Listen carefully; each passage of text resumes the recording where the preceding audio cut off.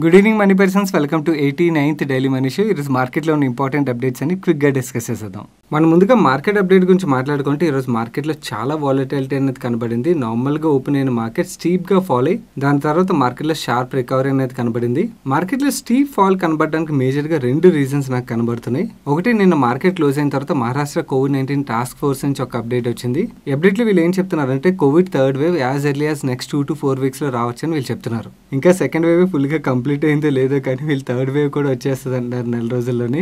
And అలాగే the Guardian నుంచి ఒక అప్డేట్ వచ్చింది. గార్డియన్ ఏం చెప్తుందంటే ఇంగ్లాండ్ లో కోవిడ్ డెల్టా వేరియంట్ ఏదైతే ఉన్నదో ఈ డెల్టా వేరియంట్ కోవిడ్ కేసులు ఎవ్రీ 11 days కి డబుల్ అవుతున్నట్టుగా వీళ్ళు చెప్తున్నారు. అండ్ అలాగే మొన్న నైట్ యూఎస్ ఫెడ్ కూడా అగ్రెసివ్ గా నెగిటివ్ స్టేట్మెంట్స్ చేసింది కదా. ఇవన్నీ నెగిటివ్ అప్డేట్స్ ఇనిషియల్ గా మార్కెట్ లో చాలా ప్రెషర్ అనేది కనబడింది. దాని తర్వాత మార్కెట్ లో స్టీప్ రికవరీ కూడా అలాగే కనబడింది. ఈ రికవరీకి రీజన్స్ పెద్దగా దొరకట్లేదు. ఒక్క రీజన్ కనబడుతుంది ఏంటంటే ఐఎంఎఫ్ నుంచి మాన్సూన్ రిలేటెడ్ గా ఒక పాజిటివ్ స్టేట్మెంట్ వచ్చింది. అది తప్పించి మిగిలిన ఏమి అంత పెద్ద పాజిటివ్ రీజన్స్ అయితే కనబడట్లేదు. బట్ కానీ మార్కెట్ లో చాలా మంచి రికవరీ కనబడి చివరికి సెన్సెక్స్ 21 పాయింట్స్ పెరిగి 52,344 పాయింట్స్ దగ్గర క్లోజ్ అయింది. నిఫ్టీ 8 పాయింట్స్ కరెక్ట్ 15,683 పాయింట్స్ దగ్గర క్లోజ్ అయింది. అండ్ మార్కెట్ లో ఈ వాలటిలిటీ ఏదైతే కనబడుతుందో ఈ వాలటిలిటీ ఇలాగే కంటిన్యూ అయినట్టయితే ఇప్పుడు రన్ అవుతున్న ఐపీఓస్ ఏవైతే ఉన్నాయో వీటి లిస్టింగ్ ప్రైస్ మీద కూడా ఇంపాక్ట్ పడొచ్చు. అండ్ ఈరోజు క్లోజ్ అవుతున్న కంపెనీస్ మంచి కంపెనీసే, బట్ కానీ అంత బీభత్సమైన కంపెనీస్ అయితే కాదు.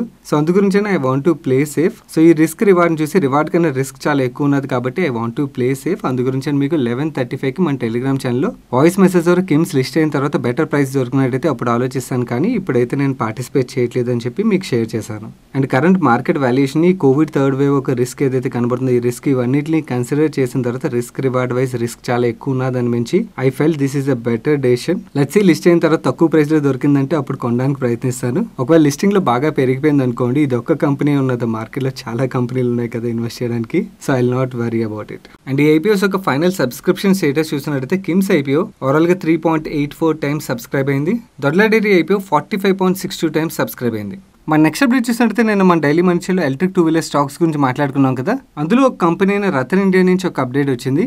వీళ్ళు ఏం చెప్తున్నారంటే వీళ్ళు రివోల్ట్ ఒక డిమాండ్ క్యాటర్ చేయలేక వాళ్ళ సేల్స్ ని ఆల్రెడీ ఆపేశారు. ఈ రోజు ఆ సేల్స్ ని రీస్టార్ట్ చేశారు. వాళ్ళ వెబ్సైట్ లో సేల్స్ రీస్టార్ట్ చేసిన 2 hours లోనే ఎంటైర్ బైక్ సేల్ అయిపోయాయని చెప్తున్నారు. అండ్ వీళ్ళకి బుకింగ్స్ మేజర్గా వీళ్ళు 6 ఆపరేటింగ్ సిటీస్ ఏవైతే ఉన్నాయి, ఢిల్లీ, ముంబై, పూణే, చెన్నై, అహ్మదాబాద్ అండ్ హైదరాబాద్ నుంచి వచ్చినట్టుగా వీళ్ళు చెప్తున్నారు. అండ్ ఈ ఫ్లాష్ సేల్ లో భాగంగా వీళ్ళు 50 crores సేల్స్ చేస్తున్నట్టుగా చెప్తున్నారు. అండ్ ఈ బుకింగ్స్ ఒక డెలివరీ సెప్టెంబర్ 2021 నుంచి స్టార్ట్ అవుతాయని చెప్తున్నారు వీళ్ళు. దీన్ని బట్టి మనకు అర్థమవుతుంది ఎలక్ట్రిక్ 2-wheeler ఒక డిమాండ్ మన కంట్రీలో ఏమున్నదన్నది. అండ్ అలాగే ఇక్కడ ఇంకొక ఇంపార్టెంట్ పాయింట్ మీతో షేర్ చేయాలి. నేను హీరో ఎలక్ట్రిక్, హీరో మోటోకాప్ ఒక సబ్సిడీ కంపెనీ అనుకుని అది సబ్సిడీ కంపెనీ అని చెప్పాను. అది రాంగ్. హీరో ఎలక్ట్రిక్, హీరో మోటోకాప్ ఒక సబ్సిడీ కంపెనీ కాదు. I'm really sorry for that mistake. And అలాగే నేను చాలా మంది ఎథేర్ గురించి, టాటా పవర్ గురించి, ఎలక్ట్రా గెయిన్ గురించి కూడా మాట్లాడలేదు అంటున్నారు. Ather is not a listed company, అందు గురించి దాన్ని మాట్లాడలేదు. అండ్ మిగిలిన కంపెనీస్ అంటారా అవి ఎలక్ట్రిక్ 2-wheelers మ్యానుఫ్యాక్చర్ చేయట్లేదు కదా. నేను ఇక్కడ ఈ వీడియోలో ఎలక్ట్రిక్ 2-wheeler మ్యానుఫ్యాక్చరింగ్ కంపెనీస్ మాత్రమే మాట్లాడుతున్నాను కాబట్టి ఓన్లీ ఆ కంపెనీస్ గురించి మాత్రమే మాట్లాడాను. మన నెక్స్ట్ అప్డేట్ చూసినట్టు అరౌండ్ 2:25కి సిఎన్బిసి ఎవరిడే ఒక రిజల్ట్స్ ని అప్డేట్ చేసింది. ఈ రిజల్ట్స్ చూసిన తర్వాత రిజల్ట్స్ బాగున్నాయి అని మించి పోస్ట్ చేద్దామని ఎందుకైనా మంచిదని ఒకసారి రిజల్ట్స్ ఓపెన్ చేసి చూసాము. ఓపెన్ చేసి చూసిన తర్వాత సిఎన్బిసి రిపోర్ట్ చేసిన నెంబర్స్ ఏవైతే ఆ నెంబర్స్ తప్పు అని చెప్పి క్లియర్ గా అర్థమైంది. ఇక్కడ మీరు చూడొచ్చు సిఎన్బిసి వీళ్ళు ప్రాఫిట్ జనరేట్ చేశారని చెప్తుంది. బట్ కానీ వీళ్ళ రిజల్ట్స్ లో వీళ్ళు లాస్ జనరేట్ చేసినట్టుగా డిక్లేర్ చేశారు. వెంటనే మీకు ఎవరిడే ప్రాఫిట్ డిక్లేర్ చేయలేదు, లాస్ డిక్లేర్ చేసింది. సిఎన్బిసి యొక్క నెంబర్స్ రాంగ్ అయి ఉంటాయని చెప్పి పోస్ట్ చేసాం. దాని తర్వాత అరౌండ్ 3:15కి సిఎన్బిసి వాళ్ళు పోస్ట్ చేసిన నెంబర్స్ ని కరెక్ట్ చేసి వీళ్ళ రిజల్ట్స్ ని రీషేర్ చేశారు. సో ఈ ఎంటైర్ సాగలో మనం నేర్చుకోవాల్సిన లెసన్ ఏంటంటే జస్ట్ బేసిక్ డీటెయిల్స్ మాత్రమే చూసి మన డెసిషన్స్ తీసుకోకూడదు. కొంచెం డీటెయిల్ గా రిజల్ట్స్ ని చూడాలి. అలా చూసినప్పుడే మనకు క్లియర్ నెంబర్స్ అర్థం అవుతాయి. ఇది నేను ప్రీవియస్ గా మన డైలీ మనుషుల్లో కూడా వేరే అదర్ రిజల్ట్స్ లో కూడా మీకు క్లియర్ గా ఎక్స్ప్లెయిన్ చేశాను. చాలా సార్లు media only revenue and profit మీద మాత్రమే ఫోకస్ చేస్తుంది. బట్ కానీ రిజల్ట్స్ మనం కొంచెం డీపర్ గా చదివి డెసిషన్ తీసుకోవడం వుడ్ బి బెటర్. మన నెక్స్ట్ అప్డేట్ చూసినట్లయితే పవర్ గ్రిడ్ వాళ్ళు Q4 నెంబర్స్ రిలీజ్ చేసింది. ఆ నెంబర్స్ ఎలా ఉన్నాయి మనం ఇప్పుడు చూద్దాం. వీళ్ళ ఆపరేటింగ్ రెవెన్యూస్ లాస్ట్ ఇయర్ Q4తో కంపేర్ చేసి 3.57% గ్రో అయ్యి ఆపరేటింగ్ ఎబిటాలో 9.32% గ్రోత్ డెలివర్ చేశారు. అండ్ ఎబిటా మార్జిన్స్ లో కూడా ఇంప్రూవ్మెంట్ డెలివర్ చేశారు. ప్యాట్లో 6.42% గ్రోత్ డెలివర్ చేశారు. ఈవెన్ మనం లాస్ట్ క్వార్టర్తో కంపేర్ చేసినా కూడా వీళ్ళ రెవెన్యూ ఫ్రమ్ ఆపరేషన్స్ లో గ్రోత్ కనబడుతుంది. అండ్ అలాగే ప్రాఫిటబిలిటీలో కూడా గ్రోత్ కనబడుతుంది. అండ్ వీళ్ళ బ్యాలెన్స్ షీట్ గురించి మాట్లాడుకుంటే ఈక్విటీ అసెట్స్ గ్రో అయ్యి and long term liability reduce అయింది, షార్ట్ టర్మ్ లైబిలిటీ కూడా రెడ్యూస్ అయింది. పవర్ గ్రిడ్ బోర్డ్ 30% డివిడెంట్ అంటే ₹3 డివిడెంట్ రికమెండ్ చేసింది. అండ్ అలాగే power grid board 3:1 bonus shares recommend చేసింది. అంటే మీ దగ్గర 3 shares ఉన్నట్టయితే మీకు ఒక బోనస్ షేర్ ఫ్రీగా వస్తుంది.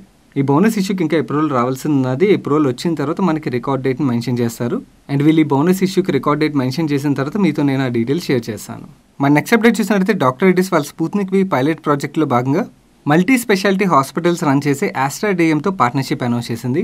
ఈ పార్ట్నర్షిప్లో భాగంగా ఆస్ట్రా డిఎం ఒక కోచి అండ్ కోలాపూర్ సెంటర్స్ ఏవైతే ఉన్నాయో ఈ సెంటర్స్లో ఇనిషియల్గా వీళ్ళు ఈ పైలట్ ప్రాజెక్ట్ని రన్ చేయబోతున్నట్టుగా చెప్తున్నారు. ఈ అప్డేట్తో ఆస్ట్రా డిఎం స్టాక్ పాజిటివ్గా రియాక్ట్ అయ్యి ఈరోజు సెషన్లో 4% పెరిగింది. మన నెక్స్ట్ అప్డేట్ చూసినట్లయితే లీడింగ్ రేటింగ్ ఏజెన్సీ అయిన సిఎల్ఎస్ఏ నజారా టెక్నాలజీస్ ఒక షేర్కి సెల్ రేటింగ్ ఇచ్చింది. అండ్ వీళ్ళు సెల్ రేటింగ్ ఇస్తూ ఈ షేర్కి ₹1095 టార్గెట్ని ఫిక్స్ చేశారు. అండ్ ఈ సెల్ రేటింగ్ ఇవ్వడానికి వీళ్ళు కారణాలు ఏం చెప్తున్నారంటే నజారా టెక్నాలజీస్ యొక్క గ్రోత్ ఫోకస్ మొత్తం ఈ స్పోర్ట్స్ మీద ఉన్నది. And Indian mobile gaming segment విషయంకి వచ్చినట్లయితే ఈ స్పోర్ట్స్ అనేది చాలా చిన్న మార్కెట్ సైజ్ ఉన్న segment. And even Indian gaming సెగ్మెంట్లో కూడా రానున్న రోజుల్లో కాంపిటీషన్ ఇంటెన్సిఫై అవునున్నది. సో అందుకని మేము ఈ స్టాక్కి సెల్ రేటింగ్ ఇచ్చి టార్గెట్ ప్రైస్ని 1095గా ఫిక్స్ చేసామని చెప్పి సిఎల్ఎస్ఏ చెప్తుంది. సిఎల్ఎస్ఏ నజారా టెక్నాలజీస్ యొక్క స్టాక్కి సెల్ రేటింగ్ ఇవ్వడంతో ఈరోజు ఈ స్టాక్లో చాలా ప్రెషర్ అనేది కనబడింది. అయినో నెక్స్ట్ చాలా మంది ఈ స్టాక్ గురించి ఏం క్వశ్చన్ అడుగుతారో కామెంట్ సెక్షన్లో. సో అందు గురించి మీరు క్వశ్చన్ అడగకముందే నేనే ఆన్సర్ చేసేస్తున్నాను. నేను జనరల్లీ ఈ రేటింగ్ ఏజెన్సీస్ ఏదైతే రిపోర్ట్స్ రిలీజ్ చేస్తాయో ఆ రిపోర్ట్స్ని చదువుతాను. ఆ రిపోర్ట్స్లో వీళ్ళు ఏదైతే ఇన్ఫర్మేషన్ షేర్ చేద్దాం అనుకున్నారో ఆ ఇన్ఫర్మేషన్ మొత్తం చదువుతాను. దాని తర్వాత నా పర్సనల్ డెసిషన్ తీసుకుంటాను. వీళ్ళు ఇచ్చే రేటింగ్స్ నేను పెద్దగా పట్టించుకోను. I'm personally positive on Indian gaming industry and this stock, so I'm still holding it. మన నెక్స్ట్ అప్డేట్ చూసినట్టయితే ఇండియా పెస్టిసైడ్స్ లిమిటెడ్ ఒక ఐపీఓ రాబోతుందని మనం మాట్లాడుకున్నాం కదా. ఈ ఐపీఓ ఒక కంప్లీట్ డీటెయిల్స్ వచ్చాయి. ఈ ఐపీఓ June 23 రోజు ఓపెన్ అయ్యి June 25 రోజు క్లోజ్ అవున్నది. అండ్ ఈ ఐపీఓకి ప్రైస్ బ్యాండ్ ₹290 నుంచి ₹296 మధ్యలో ఫిక్స్ చేశారు. అండ్ ఈ ఐపీఓలో పార్టిసిపేట్ చేయాలంటే మినిమం 50 షేర్స్తో పార్టిసిపేట్ చేయాల్సి ఉంటుంది. అక్కడ నుంచి 50 మల్టిపుల్స్లో పార్టిసిపేట్ చేయాల్సి ఉంటుంది. అండ్ ఈ ఐపీఓ సైజ్ విషయంకి వచ్చినట్టయితే ఇది 800 crores IPO. Large size IPO కాదు కాబట్టి ఈ ఐపీఓకి డిమాండ్ బాగానే ఉండొచ్చు. అండ్ ఇష్యూ ప్రయారిటీ చూసినట్టయితే క్యూఏబీస్కి 50%, హెచ్ఎన్ఐస్కి 15%, రీటైల్కి 35% కోటా ఇచ్చారు. అండ్ ఈ stock both exchanges NSC and BSc రెండింటిలో లిస్ట్ అవబోతుంది. మన నెక్స్ట్ అప్డేట్ చూసినట్లయితే అనిల్ అంబానీ గ్రూప్కి చెందిన రిలయన్స్ క్యాపిటల్ రిలేటెడ్గా ఈటీనో నుంచి ఒక అప్డేట్ వచ్చింది. ఈ అప్డేట్లో వీళ్ళు ఏం చెప్తున్నారంటే రిలయన్స్ క్యాపిటల్ ఒక అసెట్ సేల్కి Yes Bank and Axis Bank red flags ఏవైతే విధించాయో ఆ రెడ్ ఫ్లాగ్స్ని వీళ్ళు రిమూవ్ చేశారు. అండ్ ఈ అసెట్ సేల్కి అప్రూవల్ ఇచ్చినట్టుగా చెప్తున్నారు. అండ్ ఈ రిలయన్స్ క్యాపిటల్ ఒక అసెట్స్ని కొనడానికి 70 బిడ్స్ వచ్చినట్టుగా కూడా ఈటీనో చెప్తుంది. మొన్న రిలయన్స్ హోమ్ ఫైనాన్స్, ఈరోజు రిలయన్స్ క్యాపిటల్ స్లోగా అనిల్ అంబానీ గ్రూప్కి చెందిన కంపెనీలన్నీ ఒక్కొక్కటిగా సేల్ అవడం అయితే స్టార్ట్ అయ్యాయి. మన నెక్స్ట్ అప్డేట్ చూసినట్టయితే cancer and infertility speciality hospitals run చేసి హెల్త్ కేర్ గ్లోబల్ వాళ్ళ Q4 నెంబర్స్ రిలీజ్ చేసింది. ఆ నెంబర్స్ ఎలా ఉన్నాయి మనకు చూద్దాం. వీళ్ళ ఆపరేషనల్ ఇన్కమ్లో లాస్ట్ ఇయర్ Q4తో కంపేర్ చేస్తే 10.2% గ్రోత్ డెలివర్ చేశారు. ఎబిటాలో 16% గ్రోత్ డెలివర్ చేశారు. అండ్ ఎబిటా మార్జిన్స్లో 60 basis points గ్రోత్ డెలివర్ చేశారు. అదే మనం ఓన్లీ ఆపరేటింగ్ ఎబిటా కన్సిడర్ చేసినా కూడా ఆపరేటింగ్ ఎబిటాలో 9.2% గ్రోత్ డెలివర్ చేశారు. బట్ ఆపరేటింగ్ ఎబిటా మార్జిన్స్లో 10 basis points డ్రాప్ కనబడుతుంది. అండ్ వీళ్ళ ప్యాట్ విషయంకి వచ్చినట్టయితే లాస్ట్ ఇయర్ Q4లో 43 crores లాస్ డిక్లేర్ చేసినట్టయితే ఈ Q4లో వీళ్ళ లాస్ 103 crores ఇంక్రీజ్ అయింది. ఈ హెల్త్ కేర్ గ్లోబల్ గురించి మాట్లాడుకుంటే వీళ్ళు మేజర్గా 2 స్పెషాలిటీస్ మీద ఫోకస్ చేస్తుంటారు. ఒకటి క్యాన్సర్ ట్రీట్మెంట్, ఇంకోటి ఇన్ఫెర్టిలిటీ. అండ్ వీళ్ళ హెచ్సిసి సెంటర్స్ ఏవైతే ఈ సెంటర్స్లో మేజర్గా క్యాన్సర్ ట్రీట్మెంట్ సర్వీసెస్ ఆఫర్ చేస్తుంటారు. అండ్ అలాగే మల్టీ స్పెషాలిటీ హాస్పిటల్ సర్వీసెస్ కూడా ఆఫర్ చేస్తుంటారు. అండ్ వీళ్ళ మిలాన్ సెంటర్స్ ఏవైతే ఇక్కడ ఇన్ఫెర్టిలిటీ ట్రీట్మెంట్ సర్వీసెస్ ఆఫర్ చేస్తుంటారు. మీరు ఇక్కడ state wise health care global కోసం రెవెన్యూస్ బ్రేకప్ చూడొచ్చు. కరెంట్లీ హెల్త్ కేర్ గ్లోబల్కి 2036 బెడ్స్ ఉన్నాయి. And 28 liner accelerators and 17 PET CT scanners ఉన్నాయి. అండ్ హెల్త్ కేర్ గ్లోబల్ దగ్గర 300+ ఆంకాలజిస్టులు ఉన్నారు. అండ్ 65 ఆపరేటింగ్ థియేటర్స్ ఉన్నాయి. వీళ్ళ major presence Karnataka, Gujarat and మహారాష్ట్రలో ఉన్నది. వీళ్ళు పాజిటివ్ ఎబిటా డెలివర్ చేసి ప్రాఫిట్లో ఎందుకు లాసెస్ డిక్లేర్ చేశారని చెప్పి కొంచెం డీటెయిల్గా వెళ్ళి చెక్ చేశాను. P&L స్టేట్మెంట్లో మనకి 84.7 crores ఎక్సెప్షనల్ ఐటమ్ కనబడుతుంది. ఈ ఎక్సెప్షనల్ ఐటమ్ నోట్స్ ఎక్కడైతే ఉన్నదో నోట్స్కి వెళ్ళి చదివాను. ఈ నోట్స్లో ఏమున్నదంటే వీళ్ళు కోవిడ్ ముందు ఏదైతే బిజినెస్ని ఎక్స్పాండ్ చేద్దామని చెప్పి ప్లాన్ స్టార్ట్ చేసి ఇన్వెస్ట్మెంట్ చేశారో కోవిడ్ యొక్క ఇంపాక్ట్ వల్ల ఆ ఇన్వెస్ట్మెంట్స్లో చాలా ఇన్వెస్ట్మెంట్స్ వీళ్ళు రైట్ ఆఫ్ చేశారు. ఆ వన్ టైం రైట్ ఆఫ్ ఏదైతే ఉన్నదో దాన్ని లాస్ కింద కన్సిడర్ చేయడం వల్ల వీళ్ళు ఎబిటాలో పాజిటివ్ గ్రోత్ డెలివర్ చేసినా కూడా వీళ్ళు లాసెస్ పెరిగాయి. ఇంకా మనం కంక్లూజన్లోకి వచ్చేలాం ఈ ఎక్సెప్షన్ లాస్ వన్ టైం లాసా లేకపోతే నెక్స్ట్ కూడా కంటిన్యూ అవుతుంది అన్నది ఈ కాన్ఫరెన్స్ కాల్ మేనేజ్మెంట్ ఏదైతే రన్ అవుతుందో ఆ కాన్ఫరెన్స్ కాల్ అటెండ్ అయిన తర్వాత క్లారిటీ వస్తుంది. ఈ కాన్ఫరెన్స్ కాల్ అటెండ్ అయ్యాక నాకు ఇంకేమైనా బెటర్ క్లారిటీ వస్తే మీతో షేర్ చేస్తాను. When it comes to business ఈ హెల్త్ కేర్ గ్లోబల్కి ఇంటర్నేషనల్ పేషెంట్స్ విజిట్ కూడా ఉంటుంది. ఈ కోవిడ్ వల్ల ఇంటర్నేషనల్ పేషెంట్స్ విజిట్ లేకపోయినా కూడా 5.9% ఎగ్జిస్టింగ్ సెంటర్స్ నుంచి గ్రోత్ డెలివర్ చేసామంటున్నారు. అండ్ వీళ్ళు న్యూయర్ సెంటర్స్ ఏవైతే ఉన్నాయో ఈ న్యూయర్ సెంటర్స్లో 46% ఇయర్ గ్రోత్ డెలివర్ చేసాం. అండ్ జనరల్లీ ఏదైనా న్యూయర్ హాస్పిటల్స్ ఎస్టాబ్లిష్ చేసిన తర్వాత కొంత పీరియడ్ వరకు లాసెస్ జనరేట్ చేస్తుంది. వీళ్ళ ఎబిటాలో లాస్ ఏదైతే ఉన్నదో ఆ లాసెస్ కూడా రెడ్యూస్ అయ్యని చెప్తున్నారు. అండ్ వీళ్ళు మిలాన్ అని చెప్పి ఇన్ఫెర్టిలిటీ సెగ్మెంట్ ఏదైతే ఉన్నదో ఈ సెగ్మెంట్లో కూడా చాలా మంచి గ్రోత్ డెలివర్ చేసామన్నారు.